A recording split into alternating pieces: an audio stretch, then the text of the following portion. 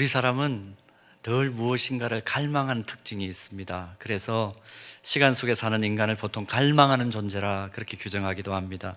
가만히 보면 아무리 승승장구해도 그 상황 속에서도 인생에는 뭔가 더 있을 것 같은 그런 생각을 가지고 늘 욕구 불만하는 그런 우리 자신을 삶 속에서 발견하죠.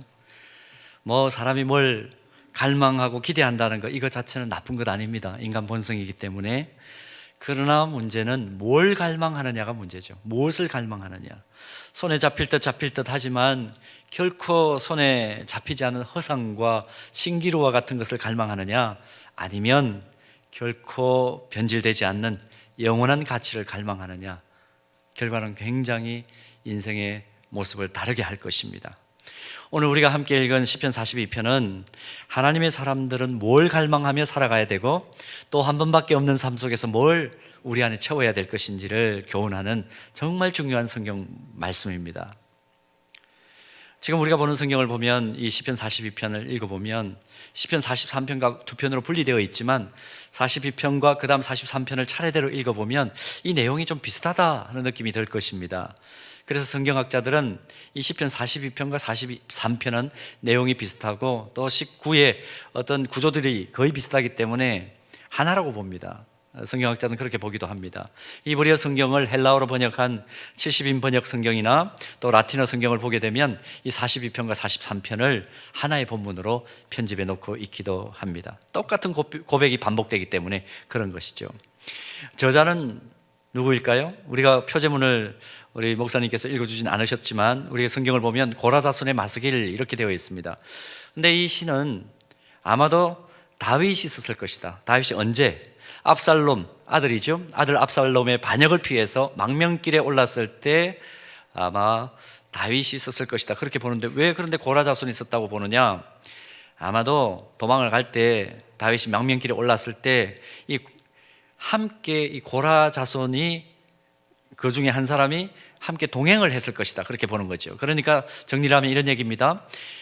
내용은 다윗의 심정을 노래한 것이고 레위 지파의 후손인 고라 자손이 그 내용을 기록해서 고라 자손의 마스길 이렇게 표제가 붙은 것이다 보는 것입니다. 마스길이라는 뜻은 지혜롭게 되는 글 이런 의미를 가지고 있습니다.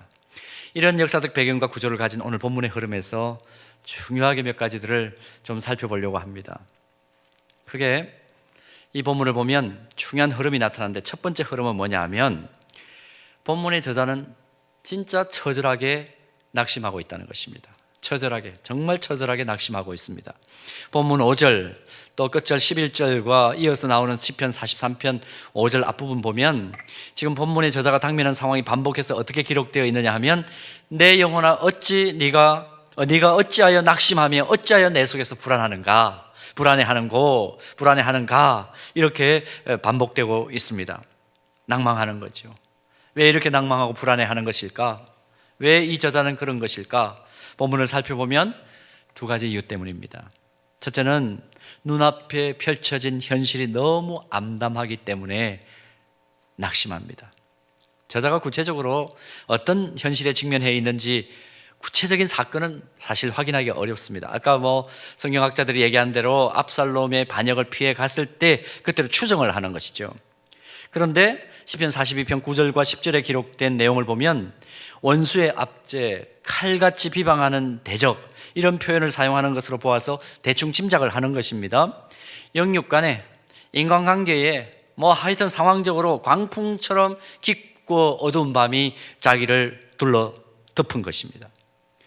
둘러싸고 있는 분위기가 자신을 향해서 적대적일 뿐만 아니라 심지어 비신앙적일 뿐만 아니라 무신론적이기까지 합니다. 당면한 상황이 어느 정도로 암담한 상황인가를 본문 3절에서 이렇게 적나라하게 표현합니다. 보십시오. 사람들이 종일 내게 하는 말이 네 하나님이 어디 있느냐 하오니 내 눈물이 주야로 내 음식이 되었도다. 쉽게 표현하면 무슨 얘기입니까? 요즘 우리가 예수 믿는 사람들에게 예수 믿지 않는 사람들 야 이런 상황 속에 하나님 어디 있니? 하나님 어디 있어? 그렇게 우리에게 묻는 것입니다. 네가 믿고 의지하는 하나님이 어디 있느냐? 밤낮 없이 조롱하는 사람들이 주변에서 자기를 추동하고 충동한다는 것이죠. 공격한다는 것이죠. 그것으로 인해서 눈물을 흘립니다. 근데 흘리는 눈물이 어느 정도로 자기에게 힘드냐 하면 그 눈물이 자신의 밥이 되고 빵이 되었다, 그렇게 표현합니다. 음식이 되었도다, 그렇게 표현합니다. 더 기가 막힌 것은 이 절망 상황이 호전될 기미가 보이질 않고 과거에 경험했던 영광스러운 때로 돌아갈 수 있는 여지가 전혀 보이지 않는다는 것, 이것 때문에 낙심합니다. 본문 4절 다시 한번 보실까요? 과거를 회상하는 거죠. 내가 전에 성의를 지키는 무리와 동행하여 기쁨과 감사의 소리를 내며 그들을 하나님의 집으로, 과거형입니다, 인도하였더니 이제 이 일을 기억하고 내 마음이 상하는도다. 기억에는 있어요. 회상은 할 수 있어요. 그러나 돌아갈 수는 없습니다. 과거에는 성전에서 성도들과 함께 하나님을 기쁘게 찬양하고 예배하고 하나님의 거룩한 임재 앞에 함께 행복해 했는데 이제는 그때로 돌아갈 수 없고 그저 그때를 머릿속으로 기억만 하는 처량한 신세가 되었다는 것입니다. 그래서 낭망한다 말합니다.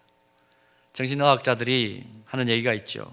극심한 우울증에 시달리는 사람들 연구해 보면 대체적으로 어떤 사람들이냐, 화려한 과거에 비해서 현실이 너무 쪼그라들어 가지고 그 화려한 과거로 돌아갈 수 없을 때, 그 간격을 좁힐 수 없을 때 심각한 우울증을 앓는다, 그렇게 말하는 것 듣습니다. 자신도 모르게 낭망할 수밖에 없죠. 이게 저자가 당면한 형편입니다. 또 왜 낙심하느냐? 또 한 가지는 자기 자신이 너무나 무능하다는 것을 절감했기 때문입니다. 문제가 무엇인지 알고는 있습니다. 과거와 현실의 차이가 어떤지도 알고 있는데 문제를 극복하고 싶어도 도저히 극복할 수 없는 자신의 무능함을 보면서 지금 낙심합니다. 삶을 살다 보면 그 어떤 방법도 보이지 않을 때가 있죠. 은퇴한 지 한 20년쯤 되는 프로축구 선수 한 분을 만났더니 그럽디다. 그라운드에서 열심히 뛰던 그 옛날에 막 박수를 받았던 그 장면들 사진을 많이 찍어놔서 그 표구를 많이 해놨는데, 액자에 많이 걸어놨는데 요즘은 그 액자를 똑바로 응시할 수가 없대요. 왜 그러겠습니까? 그렇게 날렵했던 몸이 지금은 계단 오르는 것조차 허걱거리면서 힘드니까, 그 돌아갈 수 없으니까 그걸 보면 너무 자기 자신이 초라하다는 거죠. 자기의 힘으로는 어찌할 수가 없다는 겁니다. 사실 따지고 보면 우리의 몸이야 누구에게나 노쇠 현상이 나타나는 것이니까 이건 보편적인 상황이니까 인정을 할 수가 있습니다. 그런데 사업을 하시는 분들은 어떠세요? 조금만 풀리면 호전이 되고 회복이 될 것 같은데 될 듯 한데 자신의 힘으로 도저히 극복이 안 되는 그런 상황이 있죠. 옴짝달싹하지 못하는 상황이 내몰릴 때 더 큰 절망이 우리를 엄습합니다. 사업의 현장도 그렇고 진로의 현장도 그렇고 지금 보이지 않는 바이러스 때문에 꼼짝하지 못한 우리 지난 2달여 넘는 그 긴 시간, 우리에게도 딱 그런 형편이었지 않습니까? 시편 기자는 이런 상황을 지금 당한 겁니다. 그래서 42편 6절 말씀 보면 이렇게 표현합니다. 내 하나님이여, 내 영혼이 내 속에서 낙심이 되므로 내가 요단 땅과 헤르몬과 미살산에서 주를 기억하나이다. 여기 요단이라는 이름이 나오고 헤르몬이라는 이름이 나오고 미살이라는 이름이 나오는데요, 헤르몬산, 요단강의 발원지입니다. 제일 꼭대기에 있는 것이죠. 제일 꼭대기, 잘 보이지 않는 제일 꼭대기. 미살산, 이 미살은 어디일 것 같으냐 하면 단어 뜻 그대로 말하면 작고 하찮다, 그런 뜻입니다. 아주 세밀하게 그려진 지도 속에서도 나타나지 않는, 정확하게 파악할 수 없을 정도로 작고 하찮은 산 속에 자기가 있다는 거예요. 무슨 의미입니까? 요단 땅과 헤르몬과 미살산에 있다, 이 표현은 그러니까 하나님을 예배하는 성전이 있는 예루살렘에서 가장 멀리 떨어진 오지 중에 오지, 유폐되어 있는 상황이다, 그런 의미입니다. 도저히 자기 힘만으로는 극복할 수가 없는 것이죠. 그 상황에 맞닥뜨려 있습니다. 오늘 우리가 이 본문을 보면서 그런 생각이 들지 않습니까? 이거 우리 얘기 같은데, 지금 우리 얘기 같은데, 우리의 현실과 너무 많이 닮았는데, 희망이 좀 보이긴 합니다만은 그러나 여러 영역 속에서 여전히 낭망할 수밖에 없는 상황이죠. 바이러스 때문에 현실적인 부분들도 그렇고 또 그 여파로 인해서 누구에게 말하지도 못하고 속울음을 삼키고 있는 분들 얼마나 주변에 지금 많이 봅니까? 우리 자녀들 봄꽃 가득한 학교 운동장 한번 밟아보지 못하고 지금 학기를 올라가게 생겼습니다. 집안에서 모든 것을 해결하고 있습니다. 주일 학생들도 마찬가지고 대학생도 마찬가지고 유학생들은 더 힘든 것 같아요. 현지 학교하고 시차가 있으니까 밤낮을 거꾸로 지금 살고 있습니다. 밤에는 수업 듣고 낮에는 또 자야 되고 라이프 사이클이 엉망으로 꼬여 있다는 얘기를 듣습니다. 취업 준비생들, 한 청년 공동체 지체가 저에게 그랬습니다. 목사님, 어디 입사 원서라도 제대로 한번 써봤으면 좋겠어요. 떨어지더라도 제대로 한번 써봤어요. 그 말이 참 가슴에 와서 박힙니다. 사업하시는 분들은 사업하시는 분들대로, 직장 다니시는 분들은 직장을 다니시는 분들대로, 가정주부들은 가정주부들대로 돌밥 계속 해대야 되잖아요. 돌았으면 밥입니다. 아침 먹고 나면 점심, 점심 먹고 나면 또 저녁. 삼시세끼 해대느라고 짜증이 꽉 찼습니다. 모두가 지치고 낭망한 그런 상황입니다. 예외가 없습니다. 목회자들은 어떤가요? 지난 주간에 선교 현장에서 있을 수가 없어가지고 결국 다시 우리나라로 돌아온 몇 분들하고 함께 만났습니다. 10여 년 만에 들어온 선교사님 계세요. 저보고 그럽니다. 야, 돌아와 보니까 교회 진짜 조용하네. 성도들 다 증발했다, 야. 이런 얘기. 성도들 다 증발했대요. 근데 이분이 아주 뼈아픈 얘기를 합니다. 와서 한 몇 주 한국교회 여러 가지 상황들을 보고 이것저것 다녀보니까 성도들이 증발한 것도 증발한 거지만 하나님이 증발해버린 것 같아. 교회 안에 하나님이 증발해버린 것 같아. 여러분, 영적인 안목을 가지고 하시는 말씀입니다. 하나님이 증발해버린 것 같아. 비수와 같이 꽂히는 여러 가지 이야기를 들으면서 너무너무 가슴이 아팠습니다. 모임을 마무리하면서 마지막에 함께 한국교회를 위해서 또 긴급하게 철수하면서 그냥 방치하다시피 하고 온 그 선교 현장을 위해서 또 섬기는 교회를 위해서 함께 기도하다가 결국은 서로 울었습니다. 세상 속에서 낭망하고 힘들어하는 형제자매들을 보나, 지금 영적 공동체들이 당면하고 있는 현실을 보나, 점점 세속화되어가는 세상을 보나 탄식이 저절로 나오는 것이 우리가 당면한 상황입니다. 그런데 더욱 기가 막힌 것은 무엇입니까? 아무리 골똘하게 생각을 해봐도 저 자신을 놓고 보나 공동체의 역량을 보나 이런 상황을 근본적으로 개선할 만한 능력과 지혜와 용기가 없다는 것이 지금 우리가 당면한 현실입니다. 본문 속에서 그걸 보는 거죠. 지금 우리가 느끼는 낭만과 불안함, 시편 기자에게 있습니다. 아니, 시편 기자는 그 낭만과 불안함이 최고점에 달해 있는 것을 봅니다. 이것이 오늘 본문에서 발견할 수 있는 첫 번째 흐름입니다. 그걸로 본문이 끝나느냐? 내 문제는 그게 아니죠.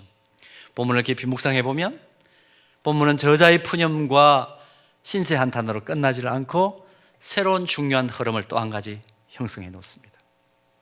그게 두 번째로 또 하나 우리가 발견할 수 있는 중요한 사실은 본문의 저자는 낭망 중에서 하나님을 갈망합니다.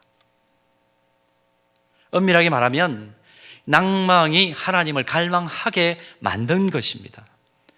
하나님이 삶의 주인이 아닌 사람들, 그냥 예수 안 믿는 분들이죠.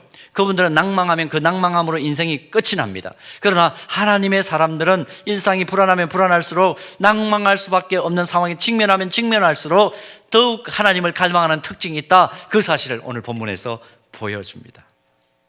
어떤 목사님은 하나님의 사람들이 가지고 있는 특징에 대해서 이렇게 말합니다. 믿음의 사전에는 낭망이란 단어가 없습니다.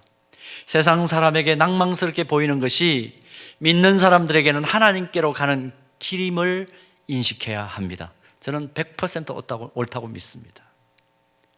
세상 속에서 믿음의 사람들도 낭망할 수 있죠. 똑같이 낭망합니다. 성경 보면 성경 속에 기록된 인물들 다 사실은 낭망한 경험들이 있는 사람들이, 경력들이 다 그래요. 아브라함 낭망하지 않았나요? 야곱은 안 그랬나요? 모세도 그랬고 선지자들, 대선지자 누가 있습니까? 이사야도 그랬고 예레미야도 그랬고 우리가 특세기간에 살펴보았던 눈물의 선지자 예레미야는 더했죠. 낭망함과 불안함을 대표적으로 보여주는 인물이 가만히 보면 예레미야예요.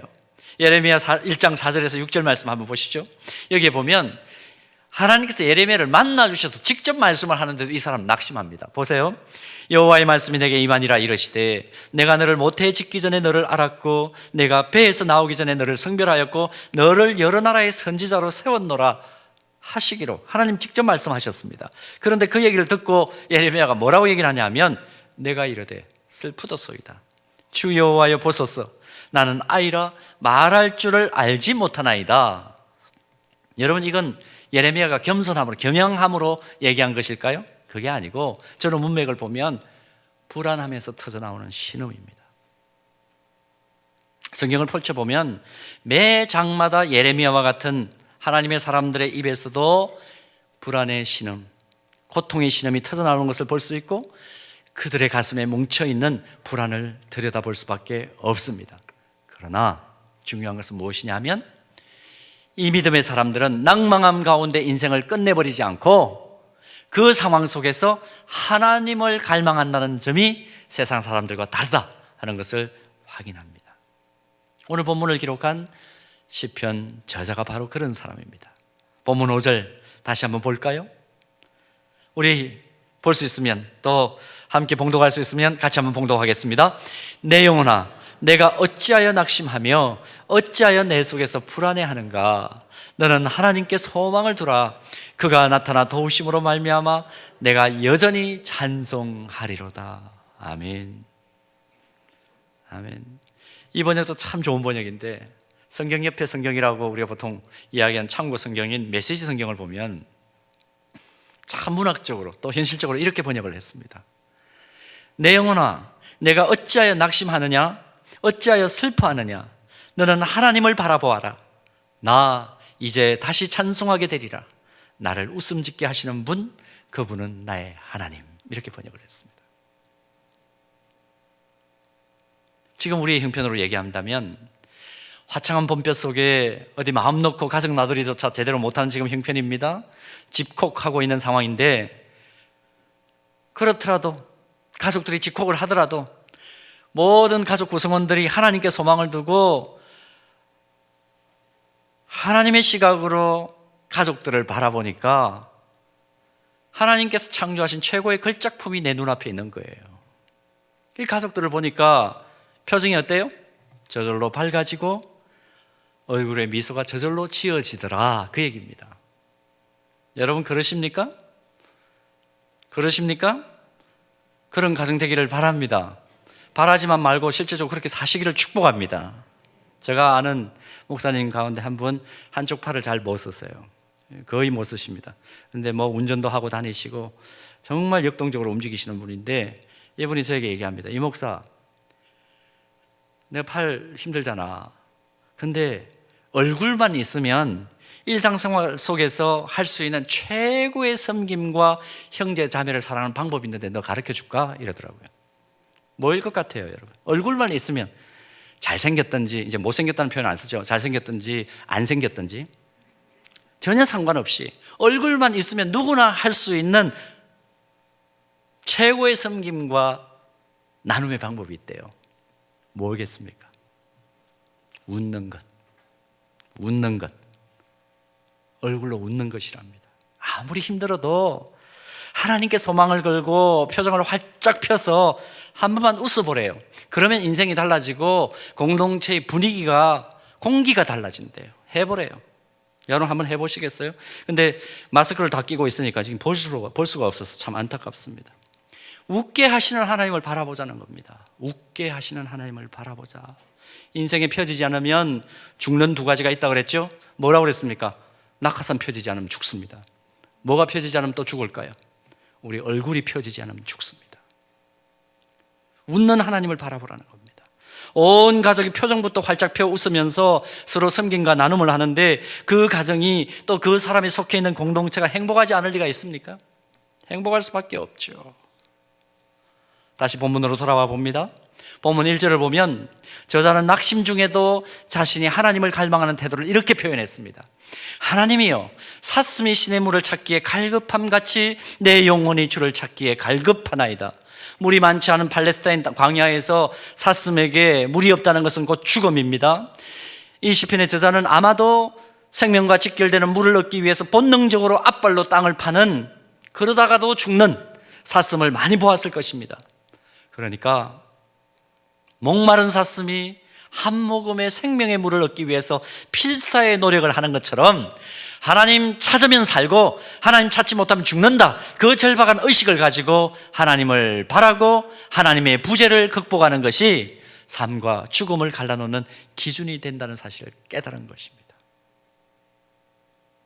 예배의 정상화를 위해서 오늘 아침에도 교육자들과 먼저 이 공간 안에서 기도하면서 제가 그런 얘기했습니다. 여러분, 예배의 정상화가 되어서 온 성도들이 나오는 거, 그거 중요합니다. 그러나 그보다 더 중요한 것은 우리 모일 때 하나님의 부재를 경험하지 않는 것입니다.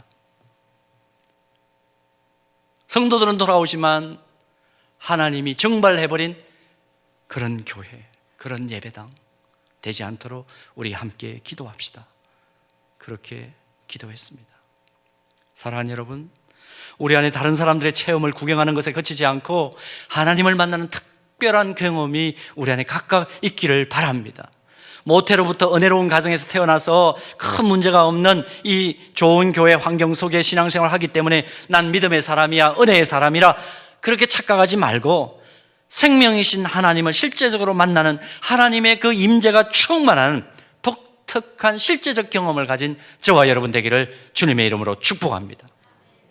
낭망할 수밖에 없고 재난이 계속 증폭되는 상황 속에서 이런저런 경험을 하면서 우리가 하나님의 그 임재의식 속에 광야의 사슴이 갈급하게 물 한 모금을 찾고 그 물을 만나서 생명을 다시 회복하는 것처럼 하나님을 만나기 위해 하나님을 갈망하려면 우리는 어떻게 해야 되는가? 전통적으로 성경은 세 가지 방법을 얘기합니다. 첫째는 여러분 잘 아는 방법입니다. 절박한 심정으로 하나님 말씀을 사모하는 것입니다. 너무너무 잘 알죠. 성경을 펼쳐 읽을 때에 의무감으로 읽지 말고 절박한 마음으로 성경 읽고 말씀을 들을 때에도 절박한 심정으로 말씀을 사모하며 듣는 것입니다. 또 한 가지는, 두 번째는 기도의 문이 열릴 때까지 끈질기게 기도하는 것이죠. 아들을 낳지 못해서 한이 목에까지 차서 기도한 사무엘의 어머니 한나처럼 겟세마네 동산에서 땀이 피로 변할 정도로 기도하신 예수님처럼 간절하게 기도하는 것, 하나님을 갈망하는 태도입니다. 그 다음에 또 하나 중요한 거, 믿음의 공동체에 완전히 자신을 맡기는 것입니다.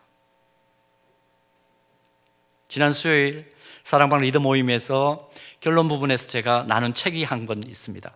레베카 솔리치라는 분이 쓴 이 폐허를 응시하라 하는 책인데요, 이 책에 보면 1906년부터 2005년 100년 동안에 미국에서 있었던 대형 재난 5개를 이분이 분석을 하면서 이제 여러 가지 현상들을 분석을 하는데 그 중에 아주 중요한 내용 중에 하나가 뭐냐 하면, 재난을 만날 때 자기가 분석을 해보니까 두 종류의 사람들이, 두 부류의 사람들이 생기더라 하는 내용이 나옵니다. 두 부류의 사람들.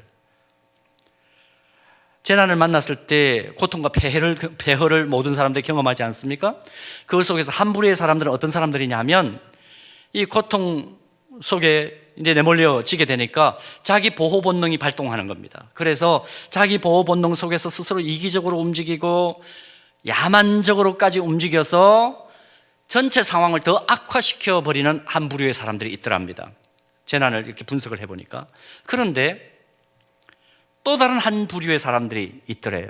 재난을 만날 때마다 보니까 어떤 사람이냐 하면, 똑같이 재난을 당하면서 고통과 폐허를 응시하게 되는데 오히려 다른 사람들을 돕고 섬기고 자기가 가진 것을 나누고 격려하고 위로하는 태도를 보이면서 심지어는 자기의 생명도 내어줄 정도의 아주 적극적인 이타심을 보이는 한 부류의 사람들이 재난 속에서 나타나더라는 것입니다. 지금 여러분들 우리가 보고 있죠, 그런 사람들.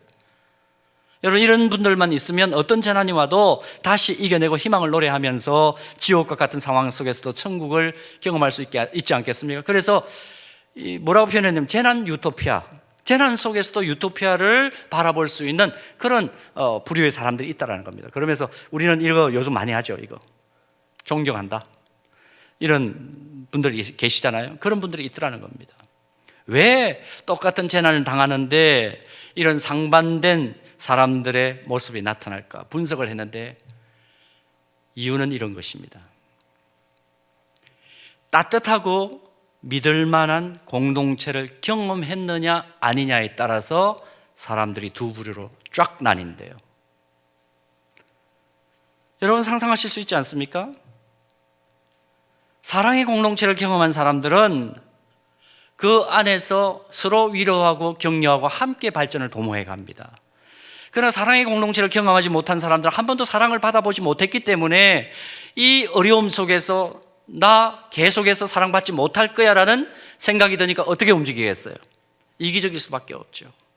이악스러울 수밖에 없죠. 야만적으로까지 행동할 가능성이 열려 있는 것입니다.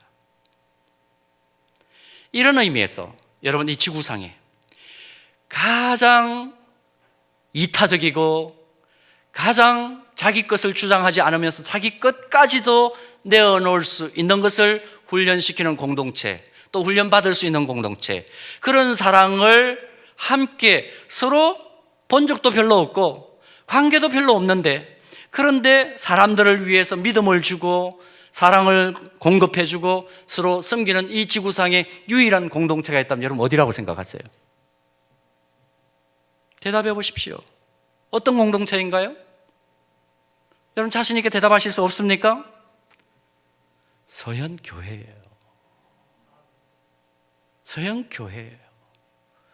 지금도 청년들은 그런 고민을 하더라고요. 우리 청년 공동체에서 교회가 있는 주변 상권들 가운데 기특하죠. 주변 상권들 가운데 너무 매출이 저조해가지고 힘든 식당, 카페 우리 찾아가면서 이제 이번 주간부터 좀 같이 우리 지체들과 같이 가서 거기서 함께 밥을 먹어주고 그들에게 힘을 주는 그런 일을 하고 싶습니다. 청년공동체는 그런 꿈을 꾸고 있습니다.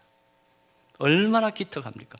여러분 세상 사람들 가운데 그런 것들을 쉽게 생각해낼 수 있는 공동체는 별로 없습니다. 거의 없습니다. 우리는 그런 속에서 영적 공동체에 대한 자부심을 가져야 돼요. 그런데 우리 성도들이 너무 자부심이 없어요. 가슴이 무너지는 일을 만나면 대부분의 사람들은 이기적으로 변합니다. 폭도로까지 변하죠. 그러나 믿음의 사람들은 도저히 나 혼자 힘으로 어찌할 수 없는 낭망이 크면 클수록 믿음의 동역자들과 함께 서로를 신뢰하면서 하나님을 향해 예배하고 하나님을 감동시켜 드릴 뿐만 아니라 감동하신 하나님께서 우리에게 주시는 그 감동으로 더 깊이 사랑하고 섬기면서 진정한 사랑과 섬김의 공동체를 일구어 나갑니다. 재난 속에서 유토피아를 바라보는 것이죠. 두세 사람이 하나님의 이름으로 모인 곳에 실제로 믿음의 동역자들을 통해서 함께 하시는 하나님의 은혜와 능력을 경험하는 것입니다. 앞으로 그런 의미에서 서영 공동체는 미래가 밝을 수밖에 없습니다. 주님이 이 땅에 다시 오셔서 하나님 나라가 이 땅에 완성될 때까지 우리가 사는 세상은 더 자주 우리를 낭망하게 만들 것이고 불안하게 만들 것입니다. 세상은 그래요. 믿음을 가졌다고 해서 세상 사람들이 당하는 그 고통을 안 당하는 것은 아닙니다. 그러나 하나님의 자녀들은 다른 점이 있다. 오늘 그 사실을 깨달읍시다. 낭망할수록 하나님을 더 갈망하게 되는 사람으로 변화되고 그 갈망 가운데 우리는 이 세상에 새로운 희망을 제시하는 사람들로 성숙되게 될 것이라는 겁니다. 여러분 오늘 본문 5절 말씀 다시 한번 보십시오. 시편 42편 11절 말씀도 똑같죠.